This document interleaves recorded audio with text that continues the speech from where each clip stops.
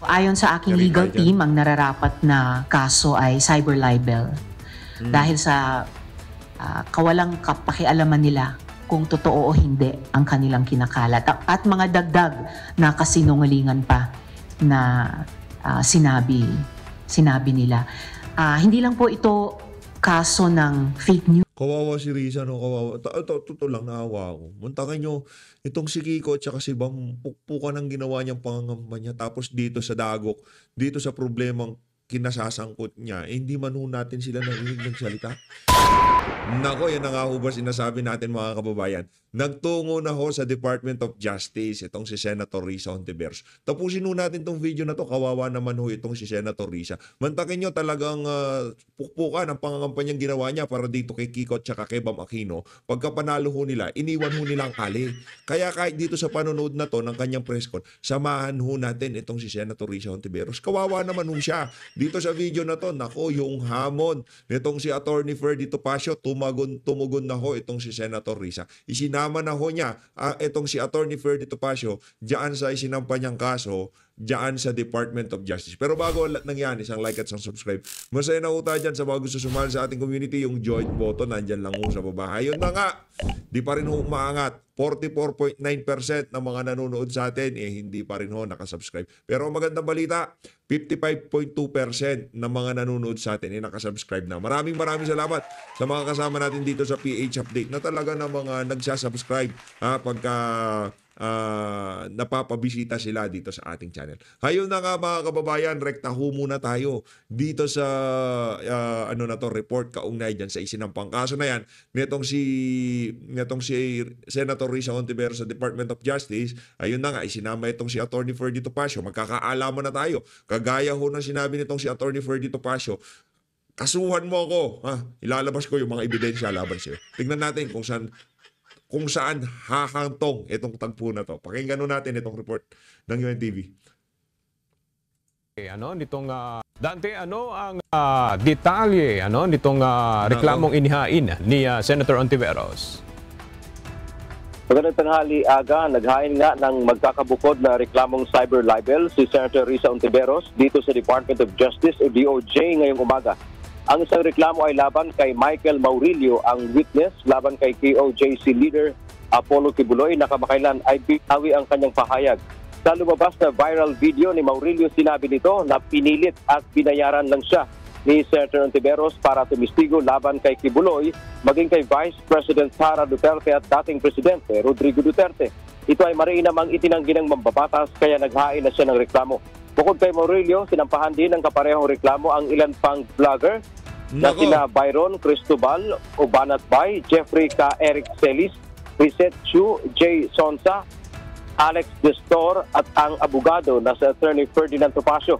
Sabi ng Alam nyo mga kababayan, wala naman kahit itong si Senator Risa, alam niyo ho niya na walang kahihinatnan niyang kaso na yan ng mga vlogger at nitong si Attorney Ferdy. Kumbaga lang niya, hindi na ho kasi siya relevant sa totoo lang. At yung natitira sa political career niya, pinipilit ho niyang isalba. Kasi ngayon ako naiintindihan ko siya . Sa totoo lang, iniintindi ho natin siya dito sa PHP.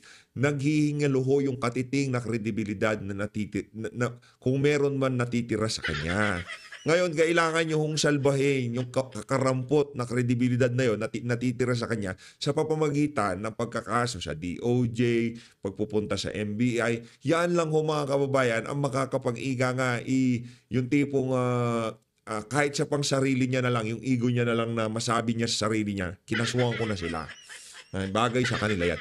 Pero alam ho ng kampo nitong si Senator Risa Hontiveros na wala hong kwenta yung kaso na yan.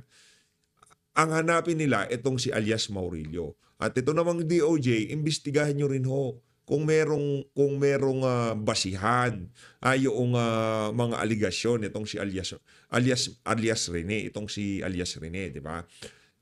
Imbestigahan nyo yung mga vlogger, itong si Attorney Topacio, okay lang yan. Abogado yan kaya niya sarili niya. At ang matindi dito, hinamon niya ho talaga itong si Senator Risa para magkaalaman na ika nga. Tingnan ho natin mga kababayan kasi mas lalaki pa to. Pagka itong si Attorney Ferdy Topacio, nag-press ko niyan. magsasalita yang si Attorney Ferdy. Ito yung mga ito yung mga witness na kung saan sinasabi nila na di umano binayaran sila ni Senator Risa. Ito pa ho nakakapagtaka dito. Issue ng Parmali, senadora ka. Issue nitong kay Kian De Los Santos, senadora ka. Parehas na merong mga witness na di umano binayaran nyo daw ho. Ang tanong, bakit hindi ho kayo nagsampa ng kaso nung mga panahon na yun? Si Attorney Ferdy Topacio, kung kakasuhan nyo siya dahil dun sa mga sinabi niya sa social media, may problema tayo dyan. Ang tagal niya nang sinabi yung mga salita na yon. Bakit ngayon lang ho kayo nagkaroon ng lakas ng loob na kasuhan itong si Attorney Ferdy Topacio? Tuloy. Ng mambabatas, isinama niya ang mga vlogger dahil ipinapakalat nila ang video o impormasyon na isinawalat ni Paurilio. Nako. Ayon sa aking legal team, ang nararapat na kaso ay cyber libel. Dahil sa kawalang kapakialaman nila kung totoo o hindi ang kanilang kinakalat. At mga dagdag na kasinungalingan pa na sinabi nila. Hindi lang po ito kaso ng fake news. Kawawa si Risa, no? Kawawa. Ito lang, naawa ako. Muntakan nyo, itong si Kiko at saka si Bam, pukpukan ang ginawa niyang pangangamba niya. Tapos dito sa dagok, dito sa problemang kinasasangkot niya, hindi man ho natin sila narinig ng salita. Hindi man lang natin ho sila nakita ang inantabayanan nila, yung kasama nilang pinklawan, dilawan dyan sa Senado, na nagpunta sa DOJ, o di naman ho kaya sa NBI. Di ba ganyan yung mga yan? Kung nung kasing una, pagka merong kinahaharap yung mga, kunyari, mga dilawan dyan, pagpupunta sila sa isang ahensya ng pamahalaan para magsampa ng asunto, isang grupo ho sila magsasama-sama. Dito sa isa na to, yung mga binayaran lang na abogado nitong si Senator Risa, na mapahanggang sa ngayon, hindi pa rin nasasagot yung tanong nitong si, pangalan nito, Sir Rigoberto Tiglao, na magkano ba ang admission fee ng mga abogado na yan. Sila lang kung kasama ni Risa Hontiveros. Wala ho ni isang politiko na kaibigan niya, na pinklawan-dilawan, ang umaantabay sa kanya dyan sa pagpunta niya sa NBI. Ayaw ho kayo. Masyado kasi kayo toxic. Masyado kayong makapalang muka. News. Dear colleagues, ito ay sistematiko at sadyang pag-atake pati sa mga witnesses. Sagot naman ni Attorney Ferdinand Topacio, hindi pa niya natanggap ang kopya ng reklamo kaya hindi pa siya makapagkomento rito. Noong nakaraang linggo, hiniling na rin ni Hontiveros sa National Bureau of Investigation o NBI na imbestigahan ang pagkalat umano ng maling impormasyon na ito. Sa kanyang reklamo sa DOJ, hindi nito isinama ang vlogger na si Sas Rugando Sasot at dating Secretary Trixie Cruz Angeles, pero maaari niya silang maisasama sa susunod. Sina Sasot at Angeles ay kasama sa reklamo ni Hontiveros sa NBI. Yan ang ating update mula dito sa DOJ. Talagang malupitang harassment ang nangyayari na yan. No? Kayo mga kababayan, ano hubang masasabi nyo diyan sa diyan sa kasong isinampa nitong si Risa Hontiveros sa Department of Justice, sa mga vlogger at lalong-lalo na dito kay Attorney Ferdy Topacio. Tayo ho, pagdating naman kay Attorney Ferdy, di ba, hinamon niya itong si Risa. Ngayon magkakaalaman na tayo. Ano bang pinake news? Ito sa totoo lang hindi ko nakita itong si Attorney Ferdy na riniakan niya yung video nitong si alias Rene. O hindi natin alam kung anong pinanggagalingan nitong si Senator Risa Hontiveros, pero ang isa lang hong maliwanag dito mga kababayan. Ang maliwanag dito, kailangan ho nating antabayanan itong si Risa. Kailangan ho nating siyang samahan sa mga katangahan niya. Dahil ang dami ho nila sa Senado, pinipilit ho niyang kaladkarin ng Senado na kesyo sinasabi niya, integridad ng Senado nakasaalang-alang dito. Ni isang senador, wala mo siyang kasama sa pagpapile ng mga reklamo na yan sa mga vlogger at sa mga abogado. Di ba napakalaking kabalintunaan yan kung sinasabi mong nayuyura ka ng kredibilidad ng Senado? Nasaan yung mga senador? O di naman ho kaya yung Senate President na nakaantabay sa likod nyo? Yun lang ho. Iiwan ko sa inyo yung katanungan na yon. Kung talagang integrity ng Senado ang pinag-uusapan natin dito, ba't mag-isa ho kayo? Yung dalawang senador na kinampanya nyo, bakit hindi mo sila tumutulong? Di ba? Yung tipong moral support lang. Go Risa! Go Risa! Ganun lang. Cheering squad lang sila dun sa likod mo, di ba? Bakit wala ko kayong kasama? Bakit? Kasi toxic kayo. Kasi walang hiya kayo. Gumagawa-gawa kayo ng problema nyo, tapos mangkakaso kayo. O, interview na ho tayo. O, wag ho kayong aalis. Samahan ho natin, kawawa naman, wala siyang kasama. O, Senator Risa, ano na naman ba yung ambush interview na yan? O. Minority lang. Yes. Ma'am, Yes. minority lang. Yes. Ma'am, bigla, nung una sinasabi nyo, tatlo kayo magiging minority. Pero bakit yung sa mga report, mag-isa na lang po. Can you confirm? Hindi ko pa sigurado kung mag-iisa ako o hindi. Pero kung ano man, basta maninindigan ako. Ang bawat isa naman sa amin ay responsable. Madam, kahit di mo sabihin na mag-iisa ka or what, dyan pa lang sa ginaharap mo na yan, mag-isa ka na eh. Ano pa bang mag-iisa sinasabi mo? Mag-isa ka na! At saka accountable sa aming mga desisyon. So siguro, dun sa mga kasama ko, mas dapat na sila ang sumagot kung bakit nila gagawin or hindi gagawin ang isang bagay na pinag-uusapan sa ngayon. Malalaman naman lahat ng final decisions ng bawat isa sa umaga ng July 28 pag-open ng session. Ma'am, may isang senador na kumpirma na pumirma na sila sa resolution of support kay Cheese para dun sa mapabilang sa majority lang. Hindi ka na-hurt na kinampanya mo sila tapos naiwan. Nako! Salamat kaayo, Madam Chair. Yung dalawang kinampanya niya, pumirma na. Sinusuportahan nila itong si Cheese Escudero. Salamat kay Ayo, Madam Chair.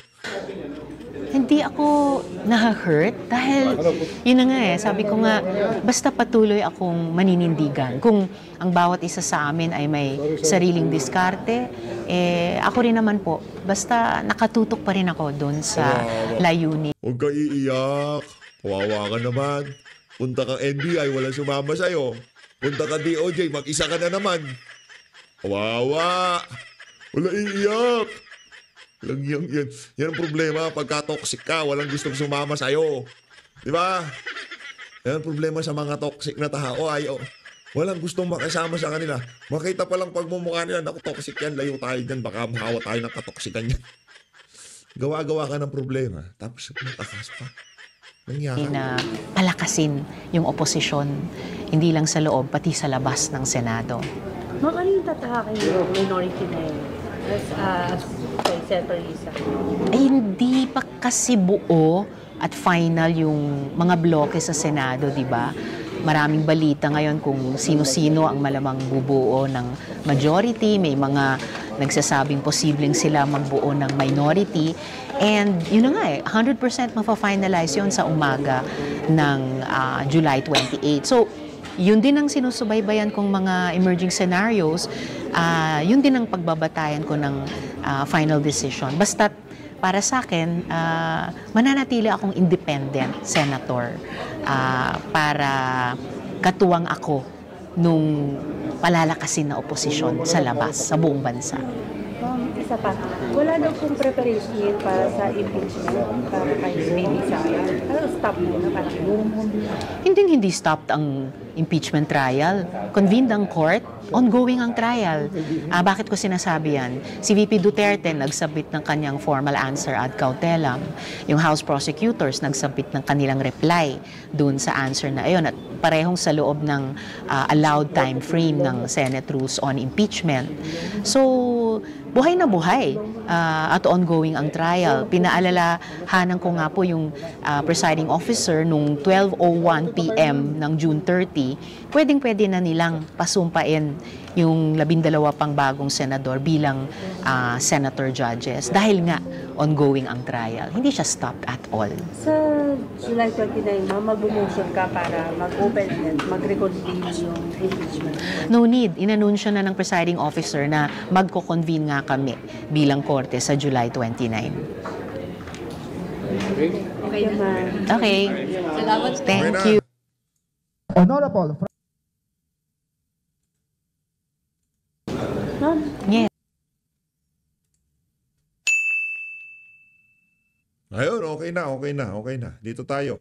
Rekta ho tayo dito sa Preskun. Preskun yan eh.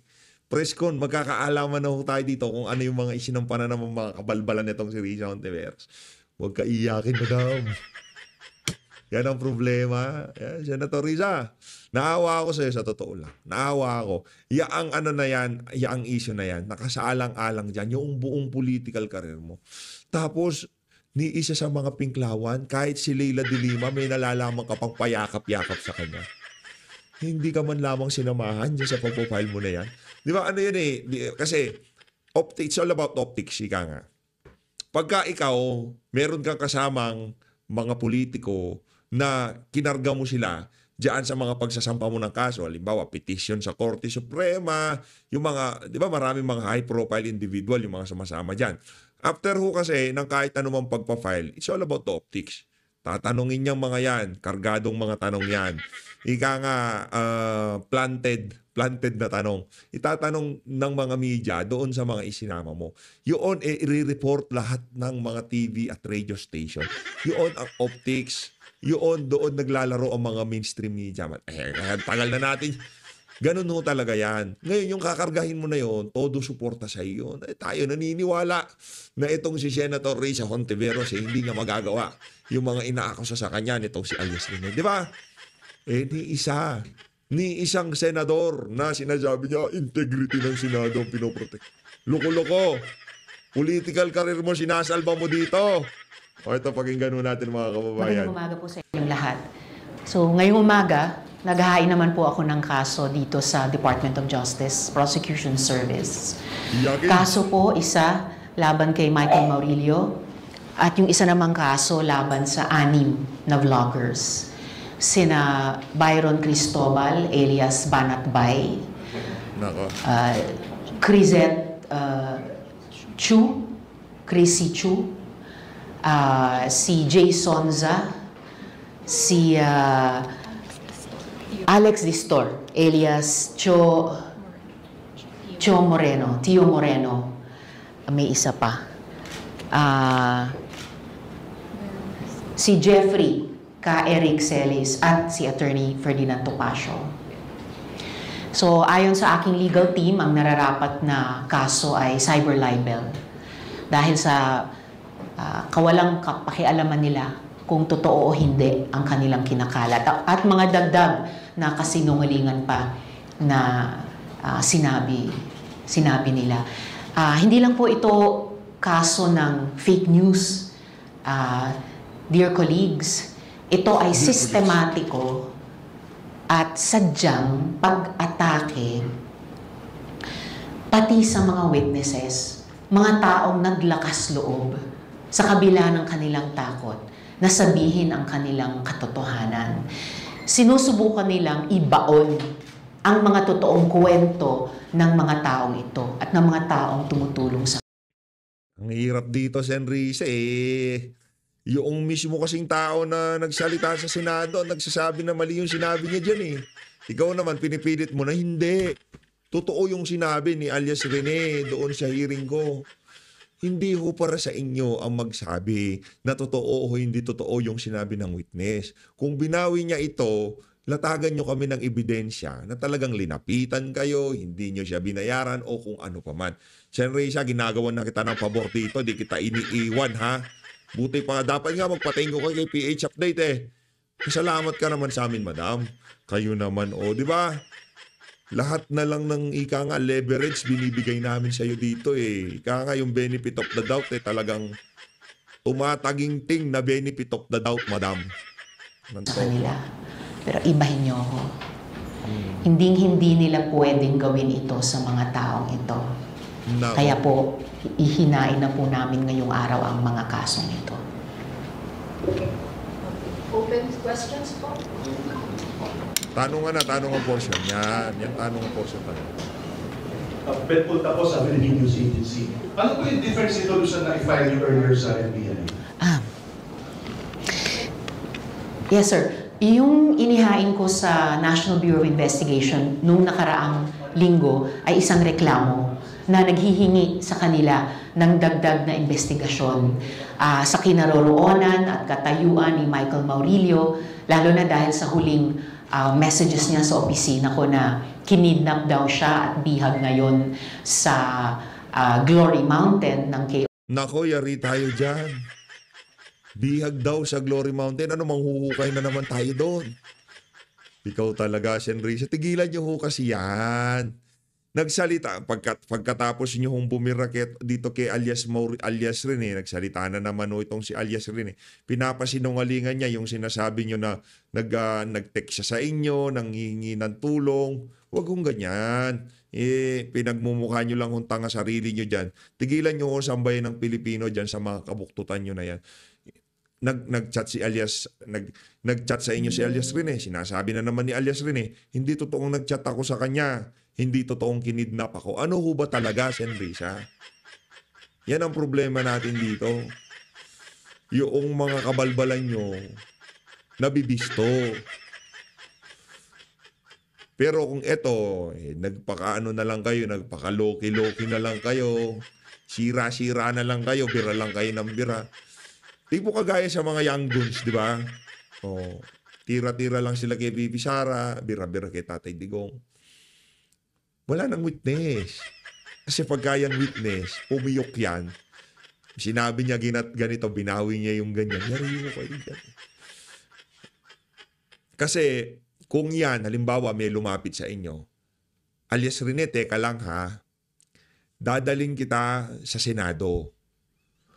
Yung tagapangasiwa ng Senado, siya ang hahawak sa'yo. Sabihin mo lahat ng gusto mo sabihin sa kanila, huwag sa akin. Huwag sa kung kanino mang senador. Sabihin mo ng ika nga, kumpleto, grupo, para merong eyewitness o kung sino pa man o ang Senado mismo ang saksing buhay sa mga sasabihin mo. Hindi lang ako. Okay? Hindi yung tipong kakausapin mo yung sa witness. O ganito yan, ganyan yan ha. Ilalatag kita ha. Ikayo lang naman yung dalawa nag-usap. Wala akong ikatlong tao na magsasabi na, alias Rene, ikaw lumapit sa amin. Diba? Wala akong ika nga yung magpapatotoo sa mga sinasabi nyo na yan. Next time, pagka meron lumapit sa inyo, tawagin nyo siya, to ba to? Tunawagin nyo si Senate President Chis Escudero. Sen, Chis, pwede ho ba natin kupupin itong witness na to? Kasi mabibigat yung mga sinasabi niya. Magpadala ho kayo ng abogado, magpapadala din ako ng abogado, kausapin natin, Sen. Mabigat itong mga aligasyon na to. Itong si Senate President, sasabihin niya, tama, tumawag sa akin si Risa nang hingi ng tulong. Yung mga abogado, papatutuhanan nila na yung mama na yan, talaga lumapit sa Senado. Tama, mali? Kaso hindi. Hindi yun ang suma. Puro text message yan sinampal mo sa sambayanan na hindi naman namin tinatanggap. Fake yun. I mean, hindi ka paniwala pag sinabi. Di ba? Nakuha niyo ba mga kababayan? Halimbawa kayo, senador kayo, witness, sensitibo yung usaping witness na yan. Kahit noon pa man, sensitibo yan. Pwede ka kasing sunugin ng mga yan eh. Magtawag ka ng senador na kasama mo, isa sa majority, isa sa minority, mga abogado nila, iharap niyo ang witness dyan. Pakinggan natin sasabihin niya. Hindi yung kayong dalawa lang. Kayo lang ng mga grupo mo makikipag-usap sa witness tapos iharap mo sa Senado. Pag nag-recant siya, lahat ng sinabi niya doon, totoo. Ngayon, tinatakot siya. Walang yang yan. Huwag naman ganun. Labo naman doon. Para naman kami mga bata sa linuloko. OJC at humihingi pa nga ng rescue. At sa reklamong iyon, dagdag na pag-alam sa provenance ng video na iyan. Sino yung mga tao o mga grupo sa likod ng pag-produce at pagkalat niyan. Kaya pati yung mga 100 ng vloggers nung nakaraang linggo ay hiningian ko ng dagdag na investigasyon. Ito ngayong umaga ay mga formal na kaso na ng cyber libel. Laban dun kay Maurilio at dun sa 6 munang mga vloggers. Patuloy pa naman at inaasahan kong magpapatuloy parallel yung investigasyon sa reklamo ko sa NBI at hari nawa itong mga kasong inihain ko dito sa DOJ Prosecution Service at bunga na nga din ng investigasyon ng NBI, malalaman pa namin kung meron pa bang dapat ikaso at meron pa bang mga dapat kasuhan. Okay, next po. Eugene.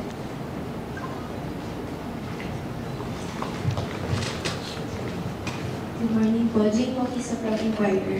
Ma'am, since nag-file po kayo last week sa NBI, meron na po bang info yung police investigation about sa kidnapping? Or may natanggap na po ba kayong any update from them?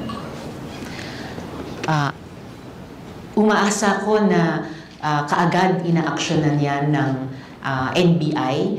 So, bagamat wala pang update sa ngayon, pero I am confident na ginagawa nila yung kanilang mandato sa ilalim ng batas sa kahit sino mang mamamayan katulad ko.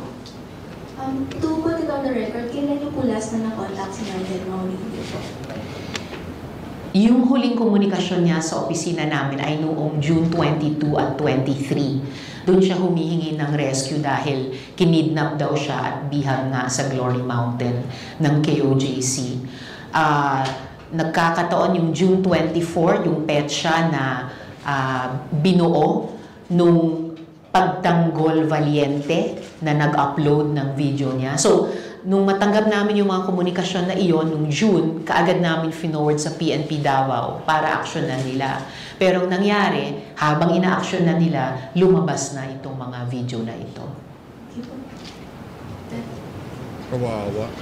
Kawawa si Risa Ontiveros. Lone Ranger talaga siya. Siguro siya po sa atin. Yikes!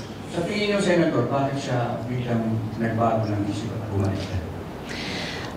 Ang huling clues na pwede kong pagbatayan ay yung message niya. Kaya hiniling ko rin sa NBI, alamin, totoo bang kinidnap siya? Totoo bang bihag siya doon sa Glory Mountain? Dahil hanggang ngayon, nagdarasal ako para sa kanyang kaligtasan. Pero kailangan niyang magpaliwanag bakit siya nagsinungaling at nagsisinungaling ngayon. Right, Senator Peter Yatayari po, ABS. So, yung si Michael Mauricio po ay kumbaga hindi niyo na siya parang tinutuloy na pwedeng biktima dahil nga yung huling kausap ninyo ay humihingi pa siya ng tulong pero ngayon po sinasabi nila siya sa complaint. Posibleng biktima pa rin siya hanggang ngayon. Yun yung hinihingi ko ng kalinawan sa NBI. Pero malinaw din na gumawa siya ng video na in-upload at pinasisinungalingan, hindi lang ako, kundi pinasisinungalingan pati yung higit 100 pang mga witnesses, katulad niya dati, iba pang mga witnesses laban kay Apollo Kibuloy at KOJC. At malinaw din para sa akin bilang miyembro ng Senado na iyang video na yan at yung pagkalat nila niyan at yung pagdagdag pa ng mga kasinungalingan ng mga vloggers na ito ay atake din sa mandato at kapangyarihan ng Senado. Hindi natin may inaatake yung kapangyarihan at mandato ng Senado. Kasi kung sinasabi mo, pinagtatanggol mo dito ang mandato ng Senado, di ba? Ba't ikaw lang mag-isa senador nandyan? Dapat nandyan si Chis Escudero para mas maniwala kami, di ba? Ganun lang. Ang Senado na nakikipaglaban para sa mga taong hindi kayang ipaglaban ang sarili nila. Yan din ang gusto nilang busalan. Walang senador na papayag dyan. Hindi papayag ang Senado dyan. Bakit sa vloggers po, ano po ba ito? Nag-share lang, nag-comment, ano po yung ginawa talaga nila para masama sila?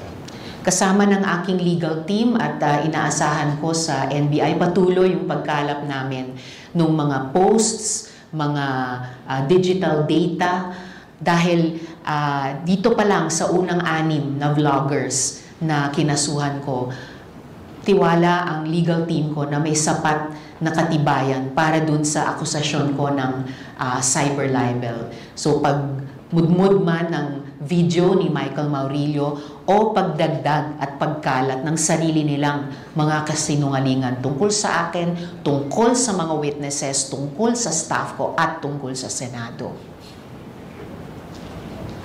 Kasinungalingan ba ho yung sabihin nitong mga influencer na to, mga vlogger na to, na noong mga nagdaang panahon, meron din hong kahalintulad na aligasyon sa inyo, yung mga witness na nagsalita sa Senado, na di umano itong mga witness. Ang hirap kasi dito kay Sen. Risa eh.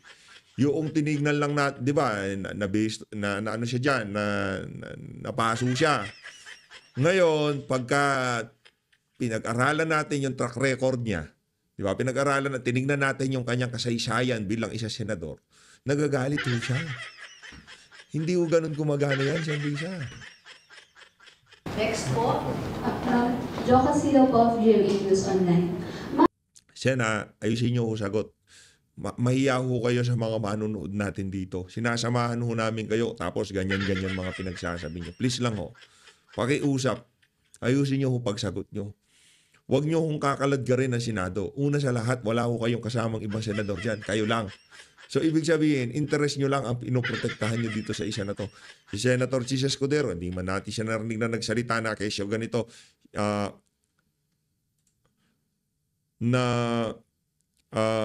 anong tawag dito, na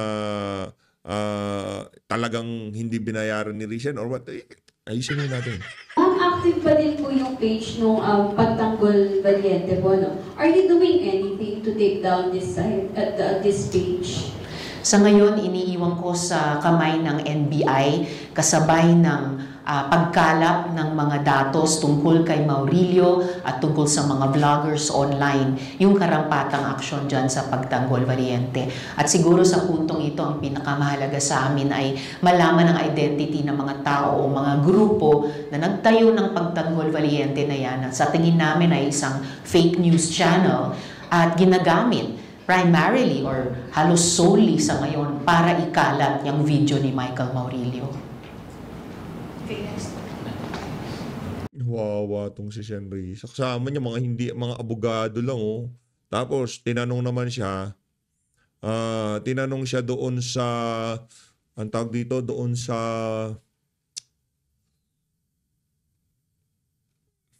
kalimutan ko Umapalya tayo Diba, hala na ho kayo dyan. Ako, ayoko na. Suko na ako sa'yo, Senrisha. Ano na ako, kumbaga, ayoko. Nakakalungkot lang ho kasing isipin, no? Yung tipong mga vloggers, wala namang ginawang masama sa'yo, madam. Yung video, pinag-usapan lang nila. Riniakan lang nila. Halimbawa, pro Risa Hontiveros yung nag-react nun sa vlogger. Kakasuhan nyo din, ganon. Halimbawa, kakampi nyo, dilawan yun. Tinanong din kayo ng dilaw, kakasuhan nyo din, ganon. May problema ko kasi dyan sa pangkakaso nyo na yan. At alam nyo kung ano yan. Ano yan, pinapahirapan nyo lang. Gusto nyo lang bigyan ng problema. Yung mga taga-suporta ni Tatay Digong. Yung mga binanatan sa TRICOM, same set of vloggers ang kinakasuhan itong si Senator Risa. Ganyan ho katindihan mga kabayan. As always, Sen Risa palakpakan natin si Sen Risa Nakapaglabas na naman siya ng pagkasupot niya dito sa video na to. No? Sinamahan ka namin. Pinakinggan ka namin, tapos fake news pa kami. Wag ganon. No. Huwag mong gagawin yan. Hindi ka ba nahihiya sa ilang libong nanood dito sa video na to? Sinamahan, pinakinggan, sinubukan naming aruke ng iyong mga paliwanag, tapos mga fake news pa kami, ganon. So always, maraming salamat po sa pagsuporta sa PH Update. Mag-ingat ho kayo, Senator Risa Hontiveros, dahil yung kakarampot na political capital nyo, unti-unti pa hong gumuguho. At dyan sa ginagawa nyo na yan, hindi ho ibig sabihin pag nagsampa kayo ng kaso, yung kredibilidad nyo, ibabalik yan. Malabo ho. Ang abogado mo, baka makita lang yan si Atty. Ferdit. Siguro, takot kay Atty. Ferdit, takot ka. Sabi ng abogado, hindi ako takot dyan. Kasuhan mo na. Ako nang bahala kay Perde Topacio. Nako. Maraming salamat po mga kababayan. Maraming salamat po sa pagsuporta sa PH Update. Mag-ingat po kayo lahat. Mahalin natin ang Pilipinas.